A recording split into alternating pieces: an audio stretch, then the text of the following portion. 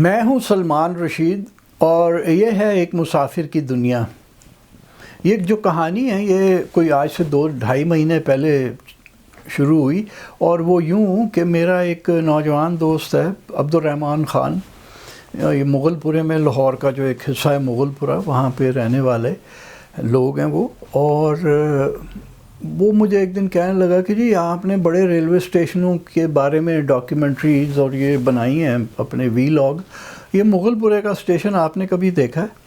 تو میں نے نہیں دیکھا تھا، تو چنانچہ ایک دن پھر مجھے اس نے وہاں پہ دعوت دی کہ وہ آ کے بھی میں دیکھ لوں۔ تو ہم صبح سویرے، میرا خیال ہے بھادوں کے آخری دن تھے، ہر طرف سبزہ ہی سبزہ تھا، اور ہم وہاں پہ کچھ صبح سویرے پہنچ گئے۔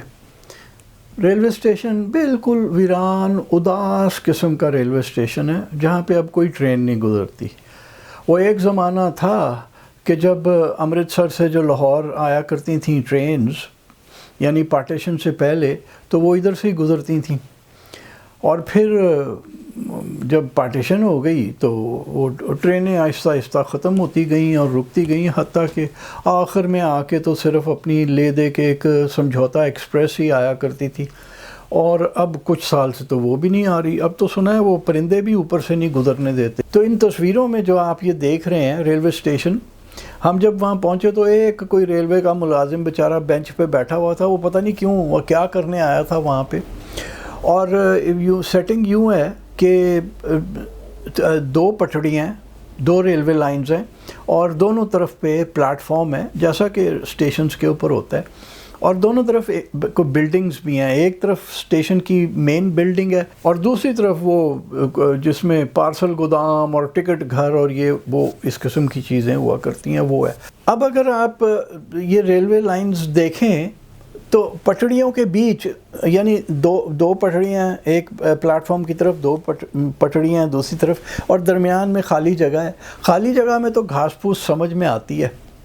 لیکن پٹڑیوں کے بیچ جب گھاس آپ دیکھیں نا تو آپ جان جائیں کہ اس لائن پہ بہت عرصے سے کوئی ریل نہیں گزری، اور گزرے بھی کیسے۔ یہ جو گڑگڑ کی آواز ہے یہ ٹرین کی نہیں ہے، یہ ہمارے گھر کے باہر والی جو سڑک ہے وہ بن رہی ہے دوبارہ سے، تو وہ رولر چل رہا ہے اور کافی پیڑا ہی حال ہے۔ تو 2 پٹڑیوں کے بیچ کا مطلب ہے کہ ٹرین کبھی نہیں آئی، اور یہ آپ اس تصویر میں اگر آپ دیکھ رہے ہیں تو دونوں پٹڑیوں میں کافی گھاس اگی ہوئی ہے، یعنی سمجھوتا ایکسپریس بھی اب بند ہے۔ تو یہ میرا دوست عبد الرحمن اور اس کا دوست ایک اور ہمارے ساتھ آ گیا تھا حسام، وہ کہنے لگے کہ جی جب ہم لوگ یہاں، جب ہمارے پاس فارغ وقت ہوتا ہے نا تو ہم لوگ کبھی کبھی یہاں آ کے بیٹھ جاتے ہیں، بڑا امن اور سکون ہے۔ تو واقعی وہ سکون اور امن تو بہت تھا، کیونکہ وہ تو ایک اداس سی جگہ تھی مغل پورہ ریلوے اسٹیشن۔ تو پھر عبد الرحمن کہنے لگا کہ جی جب میری نانی پارٹیشن کے وقت یہاں پہ آئی ہیں نا تو ان کی ٹرین پہلے یہاں آ کے رکی ہے مغل پورے پہ، یہاں بہت سارے لوگ اترے ہیں۔ تو میں نے کہا کہ وہ ان کو کچھ یاد ہوگا؟ کہنے لگا جی وہ اس وقت کافی 90 کے قریب پہنچنے والی ہیں، تو ظاہر ہے یاد ہوگا۔ چنانچہ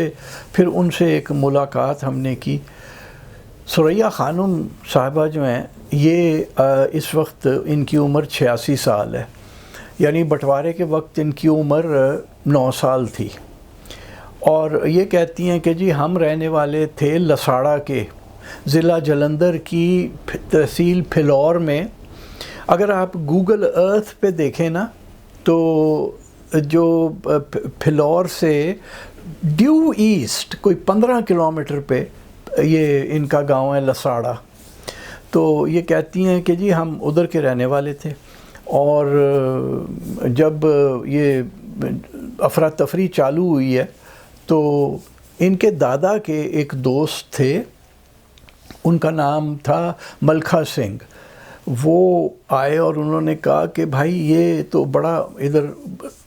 خطرے کی بات لگ رہی ہے، تو دیکھتے ہیں ابھی کیا ہوتا ہے۔ انہوں نے آ کے ان کے دادا کو پہلے ذرا خبردار کر دیا تھا کہ کوئی حالات ٹھیک نہیں ہیں، اور انہیں کہا کہ جی آپ لوگوں نے اپنے گھروں میں ہی چھپ کے رہنا ہے۔ اچھا وہ آئے دنگا کاری، تو ملکھا سنگھ لگتا ہے کہ وہ کوئی بڑے تھے وہاں کے، اپنے نمبردار ہوں گے یا بڑے چودھری ہوں گے، جو بھی تھے، انہوں نے وہ دنگا کاریوں کو کہا وہ لے بھی تسی تے ہو گئے ہو لیٹ، وہ مسلے تو سارے بھج گئے نے، وہ فلاں پنڈ جا کے انہوں نے وہ چھپے نے، تو یہ ان کو فلاں پنڈ بھیج دیا انہوں نے دنگا کاریوں کو، ملکھا سنگھ نے، اور پھر انہوں نے ان کے دادا سے کہا، ثریا خانم صاحبہ کے دادا سے کہا کہ جی آپ لوگوں کے پاس 1 گھنٹہ ہے، کیونکہ انہوں نے جانا آنا ہی کرنا ہے، جب انہیں پتہ چلے گا آپ لوگ وہاں نہیں ہیں تو وہ پھر ادھر ہی آئیں گے، آپ لوگ 1 گھنٹے کے اندر نکلیں، جو کچھ لے سکتے ہیں وہ اٹھائیں، باقی جب حالات اچھے ہوں گے تو پھر تسی آ جانا ہے، گھر تہاڈے نے۔ تو وہ بس یہ مشکل سے ہی بھاگے وہاں سے۔ اور ثریا خانم کہتی ہیں کہ جی وہ جو ملکھا سنگھ تھا وہ اتنا بہترین آدمی تھا کہ انہوں نے راشن اکٹھا کیا، کہ یہ لوگ تو ایسے ہی بے سر و سامان ہی جا رہے ہیں، تو انہوں نے راشن اکٹھا کر لیا ان لوگوں کو دینے کے لیے، لیکن جب تک وہ اکٹھا کر کے پہنچے ہیں تو یہ لوگ نکل چکے تھے۔ بعد میں انہیں پتہ چلا کہ جی انہوں نے پھر اور جو کوئی مسلمان کہیں سے آ رہے تھے بیچارے قافلے میں، تو وہ راشن ان کے حوالے کیا۔ بہرحال یہ لوگ بچ کے آ گئے۔ جو لوگ لساڑے کے پرانے رہنے والے ہیں جلندھر میں، ادھر پھلور میں، انہیں یقیناً پتہ ہوگا ان کا ملکھا سنگھ کا، اور ہو سکتا ہے ان کی اولادیں ابھی تک ہوں وہاں پہ، اگر وہ بڑے لوگ تھے جن کا اتنا اثر و رسوخ تھا کہ وہ جو تھے دنگا کاری، وہ ان کی بات میں آ گئے اور دوسری طرف چلے گئے اور ان کی جانیں بچ گئیں۔ بہرحال یہ کہتی ہیں کہ جی ہم وہاں سے آئے تو ٹرین پہ ہم لوگ سوار ہوئے، کہیں کسی وقت کوئی کیمپ میں بھی شاید رکنا پڑا، اس کے بعد ٹرین پہ سوار ہوئے۔ کہتی ہیں جو ٹرین تھی، جو اس کے ڈبے تھے، ان میں اتنا خون تھا کہ یہ ان کا دل گھبرا رہا تھا۔ بچی 9 سال کی، ظاہر ہے بڑوں کا دل وہ ہو جاتے ہیں تو بچے کا کیا حال ہوگا۔ انہوں نے کہا جی وہ میں نے انکار کر دیا کہ میں نہیں اس میں خون والے ڈبے میں بیٹھنا، تو سب ڈبوں میں خون تھا۔ وہ ظاہر ہے کہ وہ ٹرینیں وہی ڈبے تو بار بار استعمال ہو رہے تھے، پتہ نہیں یہاں سے کتنے بد نصیبوں کو لے کے وہ انڈیا گئی ہوگی وہ ڈبے، اور وہاں سے کتنے بد نصیبوں کی لاشیں اور زخمیوں کو لے کے وہ پاکستان آئے ہوں گے، تو بار بار استعمال ہونے کی وجہ سے وہ خون سے بھرے ہوئے تھے۔ تو یہ لوگ پھر کچھ مرد اور یہ بچی اس وقت 9 سال کی، یہ لوگ چھت پہ بیٹھ کے آئے۔ تو کہتی ہیں کہ جی یہاں رستے میں کہیں ایک جگہ ٹرین رکی بھی اور دنگا کاری آئے، تو جو انجن ڈرائیور تھا وہ بقول ثریا خانم کے انگریز تھا، اس نے کہا کہ میں کسی کو نہیں مارنے دوں گا، اور اس نے کہتی ہیں کہ اس نے اپنی قمیض کھول دی کہ پہلے مجھے گولی مارو پھر ان کو مارنا۔ تو دنگا کاریوں نے کدھر انگریز کو مارنا تھا، وہ تو ہم تو ایک دوسرے کے دشمن ہی ہوئے تھے نا، کیا تو ویسے انگریز نہیں تھا ہمیں ایک دوسرے کا دشمن۔ تو وہ بہرحال انہوں نے اس کو نہیں مارا اور وہ ٹرین لے کے آ گیا۔ یہ کہتی ہیں رستے میں کافی انہوں نے مارا ماری دیکھی، مرے ہوئے لوگ بھی پڑے ہوئے دیکھے ہوں گے لائن کے ساتھ ساتھ، تو لیکن کہتی ہیں کہ امرتسر سے آگے امن تھا، ادھر یہاں کوئی ایسا نہیں لگ رہا تھا۔ ہو سکتا ہے کہ یہ لوگ جلدی آ گئے ہوں، کیونکہ بعد میں تو بہت ہی غدر مچا۔ تو جب یہ پہنچی ہیں نا یہاں مغل پورے پہ، تو کہتی ہیں کہ جی یہاں کوئی ایسی افراتفری نہیں تھی، کوئی مارا ماری نہیں تھی، کوئی ہندو سکھ ایسے پریشانی کے عالم میں نہیں تھے، اور شاید تھے بھی نہیں، یا انہوں نے نوٹ نہیں کیا ہوگا۔ بچے نے کیا نوٹ کرنا تھا، کیونکہ وہ خود گھر چھوڑنے کی جو وہ ایک غم تو ہوتا ہے، چاہے بچہ بھی ہو اس کے اندر بھی ہوتا ہے، تو وہ خود بھی پریشانی تھی، اور پھر کیمپ لگے ہوئے تھے۔ تو یہ لوگ تو میرے خیال ہے 1 دن یا 1 رات ہی رہے کیمپ میں۔ ان کے کوئی رشتہ دار جو تھے وہ وہاں دلی دروازے میں پہلے سے رہتے تھے،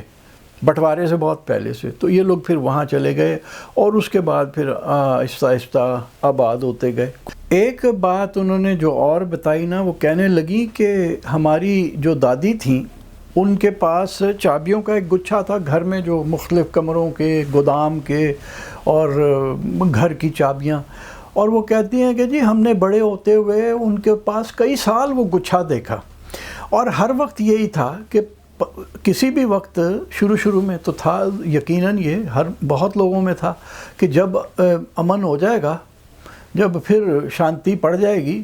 تو ہر ایک نے اپنے اپنے گھروں کو واپس چلے جانا ہے. یہ تو عارضی ہے، یہ جو بھگدڑ مچی ہے. تو وہ کہتی ہیں کہ جی ان کے پاس ساری زندگی وہ چابیوں کا گچھا رہا. تو میں نے پوچھا کہ کیا وہ اب بھی ہے آپ کے پاس وہ گچھا، آپ نے دیکھا؟ کہتی نہیں جی، دادی کے مرنے کے بعد پھر کس کو یاد رہا، پھر پاکستان بھی پکا ہو گیا اور سب ہم لوگ یہیں رہ گئے. میں کہ جی کیوں ہویا سی، کی ہویا سی پھر؟ تو کہتی ہیں بڑا ظلم ہویا سی، کسی نے کوئی شے نہ چھڈی. اور یہ جو ایک فکرہ ہے نا، یہ پارٹیشن کو پورا اس کی جو افراتفری اور اس کی جو ہنگامہ آرائی تھی اس کو انکیپسولیٹ کرتا ہے کہ بڑا ظلم ہویا سی، کسی نے کچھ نہ چھڈیا. اس میں ایک داستان جو انہوں نے ذرا دلچسپ سنائی وہ یہ تھی کہ ان کے گاؤں کا ایک تیلی تھا، نام نہیں انہیں یاد تھا. کہنے لگی کہ وہ تیلی جو ہے وہ پارٹیشن سے کچھ وقت پہلے ہی یہاں سندھ آ کے کہیں بیٹھ گیا، اور بقول ثریا خانم کے انہیں کو 2-4 کتاباں پڑھ لیاں سی تو مسیت دا مولوی امام لگ گیا وہ آ کے. تو وہاں یہاں پہ وہ ذرا پڑھا لکھا تھا، چھوٹے سے گاؤں میں کہیں آیا ہوگا، بیچارے باقی غریب ان پڑھ لوگ ہوں گے، تو وہ اسے وڈو سائیں کہنا شروع ہو گئے کہ جی یہ اپنا سید بادشاہ ہے، اور پیر سا بن گیا. اور خط لکھ کے بتایا ہوگا بیوی کو کہ بھائی ایتھے تو میری موج لگی پئی ہے، روٹیاں مفت دیاں پاڑ رہے ہیں میں، تو محنت نہیں کرنی پڑ رہی. تو بیوی نے کو بندے بھیجے کہ بھائی اس کو جا کے بتاؤ کہ ادھر کولو بند پڑا ہے، بچے بھوک سے مر رہے ہیں، تو ادھر روٹیاں پھاڑ رہا ہے بیٹھ کے سندھ میں. تو کسی طرح سے نا وہ شاہ صاحب جو تھے سندھ میں، وہ واپس جا کے تیلی بن گئے.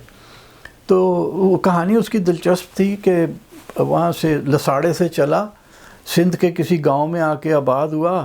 ذات بھی اس کی بدلی ہو گئی، سید بادشاہ بن گیا، اور پھر جب یہاں سے واپس گیا تو پھر تیلی بن گیا. اور پارٹیشن میں اس کا کیا بنا یہ ہمیں نہیں پتہ، ہو سکتا ہے واپس ہندو یا سکھ بھی ہو گیا ہو. لیکن بہرحال یہ جو ہمارے یہاں جو کہانیاں چلتی ہیں نا، جتنے بھی دلی سے آئے وہ سارے سید بن گئے. تو یہ وہی کہانیاں ہیں. تو یہ جو ایک داستان ایک مغل پورہ کے اداس اور ویران ریلوے اسٹیشن سے شروع ہوئی تھی، یہ ثریا خانم صاحبہ نے یہ ہماری کہانی پوری کر دی پارٹیشن کے ساتھ جوڑ کے.